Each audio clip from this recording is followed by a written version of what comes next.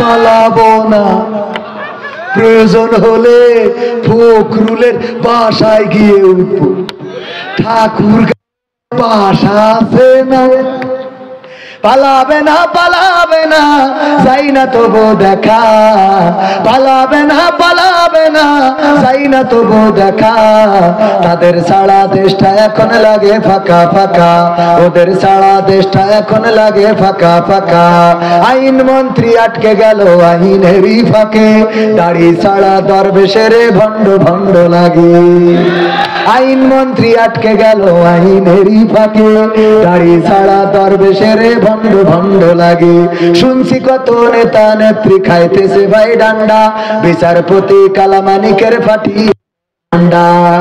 পলকের ঝলক গেল, পলকের ঝলক গেল থামিয়ে নেটের চাকা। তাদের সারা দেশটা এখন লাগে ফাঁকা ফাঁকা, ওদের সারা দেশটা এখন লাগে ফাঁকা ফাঁকা। কই গেল সেই সংসদেতে মমতাজের গান, কোথায় গেল হযরত বালা শামীম ওসমান। কই গেল সেই সংসদেতে মমতাজের গান, কোথায় গেল হযরত বালা শামীম ওসমান। ইনু মেনন দীপু মনি আছে কারাগারে, বাপ করিলেও পাপ কখনো ছাড়ে কি আর তারে। কোথায় স্পিকারের, কোথায় স্পিকারের দৃষ্টি আঁকা বাঁকা। তাদের সারা দেশটা এখন লাগে ফাঁকা ফাঁকা, ওদের সারা দেশটা এখন লাগে ফাঁকা ফাঁকা। কোথায় গেল আরাফাত আর ব্যারিস্টার সুমন, কথা বলার সময় তারা করেনি ওজন। মুরগি কবির খাইছে ধরা, জাফর কোথায় আছে, গোপনে কি সেও গেল মোদি দাদুর কাছে। কোথায় গেল সালামের, কোথায় গেল সালামের কাড়ি কাড়ি টাকা। তাদের সারা দেশটা এখন লাগে ফাঁকা। লাগে না লাগে না, ফাঁকা ফাঁকা লাগে। কিন্তু এই সমাজের এখনো পরিবর্তন আসে নাই। 21 বই মেলাতে আমরা দেখেছি তসলিমা নাসরিনের বই বিক্রি করার মতো দুঃসাহস করেছে। এমনকি ওই স্টলের যিনি মালিক তিনি ছাত্রদের গায়ে হাত তুলেছেন, সে এখনো স্বাধীনভাবে ঘুরে বেড়ায়। তসলিমা নাসরিনের বই বাংলাদেশে আন্দোলনের পরে বিক্রি করে, আর সেই স্টলের যিনি প্রোপাইটার তার কোনো শাস্তিমূলক ব্যবস্থা নেওয়া হলো না। এটা অন্তত তাওহীদি জনতা মেনে নেবে না। এরপরে বাংলাদেশের বই পাঠ্যপুস্তক সংশোধনীর যে কমিটি আছে, সেই কমিটির মধ্যে রাখাল রাহা নামের এক নাস্তিক রয়েছে, যে প্রকৃত অর্থে মুসলমান পরিবারের কিন্তু নাস্তিক। এই রাখাল রাহাকে পাঠ্যপুস্তক সংশোধনী কমিটিতে আজ পর্যন্ত রাখা হয়েছে। তাওহীদি জনতা এই রাখাল রাহাকে পাঠ্যপুস্তকের সাথে যদি সম্পৃক্ত রাখে, তাওহীদি জনতা মেনে নিবে না। তাওহীদি জনতা রক্ত দিতে 52-তে রক্ত দিয়েছে, 71-এ রক্ত দিয়েছে, 24-এ রক্ত দিয়েছে, আবার যদি প্রয়োজন হয় রক্ত দিবে।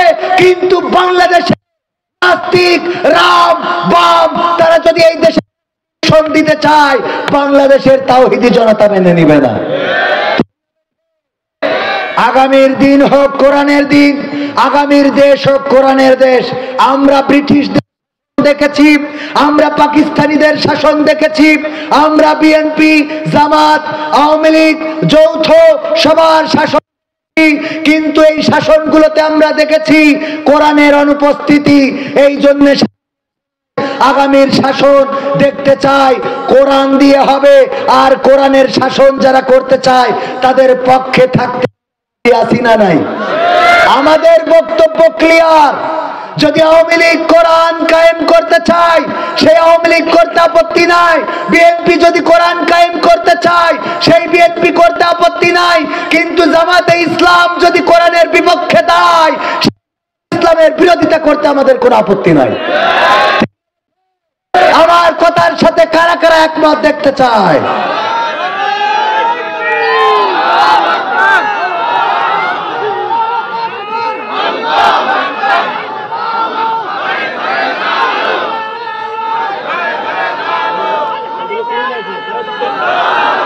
আমি কি একজন যুবক পাবো না? যেই যুবক অন্তত আজকে শপথ নিবেন আমার ভাইজান আছেন, মুসাফা করে যাবেন, আল্লাহর জন্য পরিবর্তিত হবেন। যদি আসেন, আমি সেই যুবকের জন্য ব্যক্তিগতভাবে দোয়া করে দেব। পাশাপাশি যেটা আমার আলোচনার মূল বিষয় ছিল যে নিজের আগুন থেকে বাঁচো এবং আহালদেরকে, ইয়া আইয়ুহাল্লাযীনা আমানু কু আনফুসাকুম ওয়া আহলিকুম নার, ওগো ঈমানদারেরা নিজেদের রক্ষা করো ওই আগুন থেকে এবং আহালদেরকে রক্ষা করো। রক্ষা করার জন্য আমি বলেছি তাদের হাতে কি তুলে দিতে হবে? কি তুলে দিতে হবে? সবাই বলেন কি তুলে দিতে বলেছি?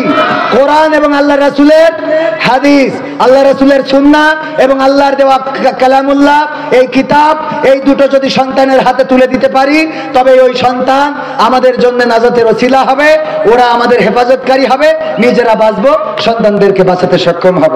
যদি কোনো যুবক না আসে, এখানে আমার আলোচনা আপাতত ইতি টানছি, আগামীতে দেখা হওয়ার প্রত্যাশা রাখছি। কথার মধ্যে যদি কোনো ভুল বলে থাকি, সেটা আমার অজ্ঞতা, আমার মূর্খতা।